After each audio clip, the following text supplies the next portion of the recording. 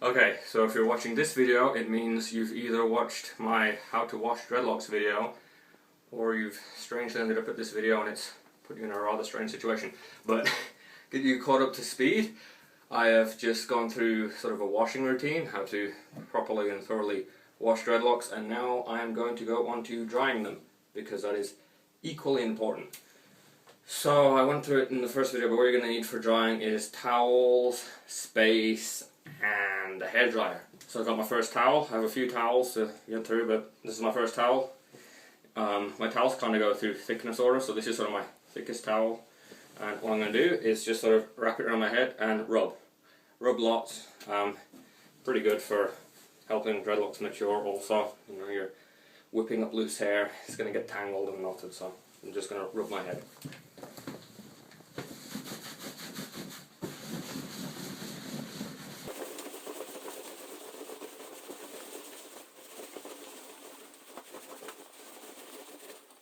Once I'm done with the clockwise rubbing, I'm going to rub this way to get some water out of the body of the dreads.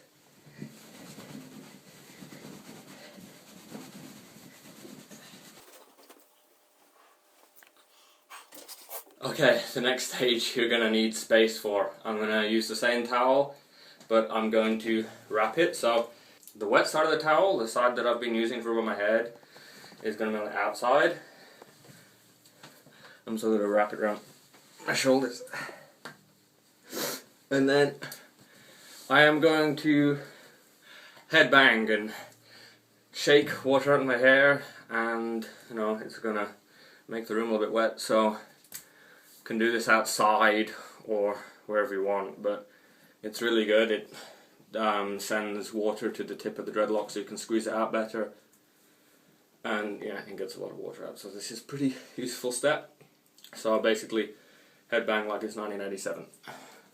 Okay, so I can get the damp side of the towel I've rubbed on my head, have that facing outside. Wrap the rest around my neck and shoulders, and then shake out the water.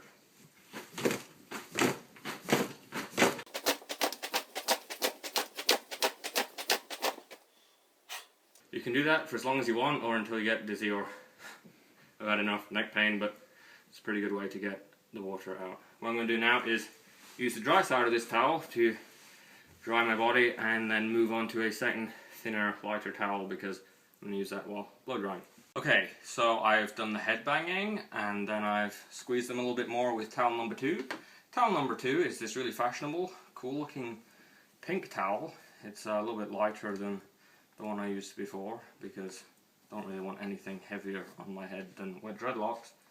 What I'm going to do is, as you see, I've wrapped it around my head. I'm going to lean forward so it makes a tube, and then I'm going to shoot the hairdryer up through the tube and dry the dreadlocks. And you can have the hairdryer pretty high, because it doesn't really matter if you make your hair frizzy or knotty or anything, because that's kind of encouraging dreadlocks, and that's the point. So I'm going to shoot the hairdryer up into this awesome pink towel.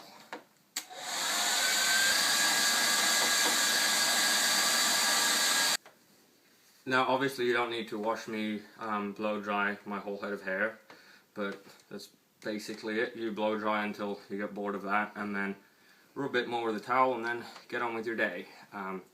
You're going to want to make sure they're not too damp, because like anything that you leave out damp, it's going to smell damp if you leave it that way. But that's sort of the principles of each piece of drying process. Just rinse and repeat, and I hope this was a little bit useful or entertaining that I'm doing this on the internet. But if you have any questions, you can leave a comment, or there's a link down here for my blog where I have all this written up. But thanks for watching.